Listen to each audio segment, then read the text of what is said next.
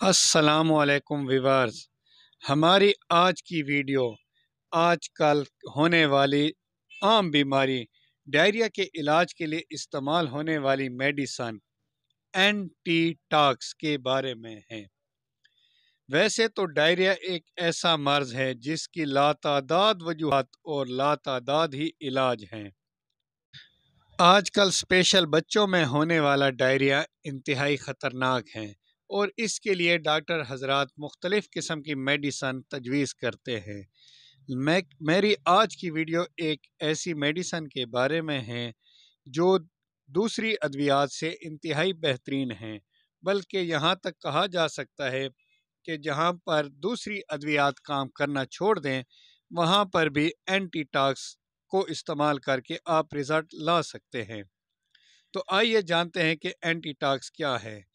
جینیکس company کی اس suspension کا نام اینٹی ٹاکس ہے اور یہ 60 ml میں ہوتی ہے۔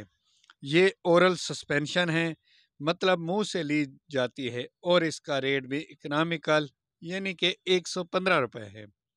سسپینشن ہونے کی وجہ سے اس میں ابلے ہوئے ٹھنڈے پانی کو مطلوبہ نشان تک ڈالنا پڑتا ہے۔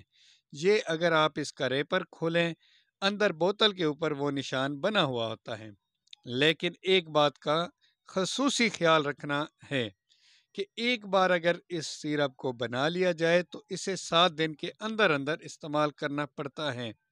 بعض افراد اس کے اوپر لکھی ہوئی ایکسپائری ڈیٹ کو دیکھ کر کہتے ہیں کہ ابھی یہ ایکسپائر نہیں ہے، مگر اس بات کا خیال رکھنا ہے کہ ایک بار پانی ڈالنے کے بعد اس کی ایکسپائری صرف 7 دن تک ہوتی ہے، اس لیے اسے فوراً استعمال کریں۔ اب اس کی ڈوزز کے بارے میں جانتے ہیں۔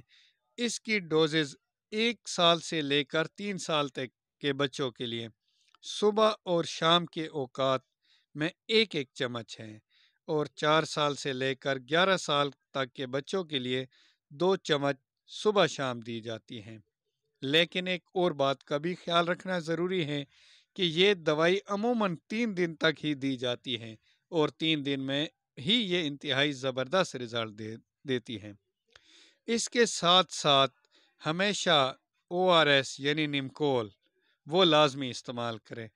چاہے آسان طریقہ ہے گھر میں بنا کے وہ نمکول اس کو پلائیں، چاہے کسی بھی برانڈ کمپنی کا بنا ہوا کسی بھی فارمیسی سٹور سے لے لیں اور وہ ساتھ دیں، کیونکہ جیسے ہی بچے میں پانی کی کمی ہوتی ہے تو وہ کمزور سے کمزور ہونا شروع ہو جاتا ہے اور جلدی ریکور نہیں ہوتا، اس لیے اینٹی ٹاکس سیرپ کے ساتھ نمکول بھی دیں۔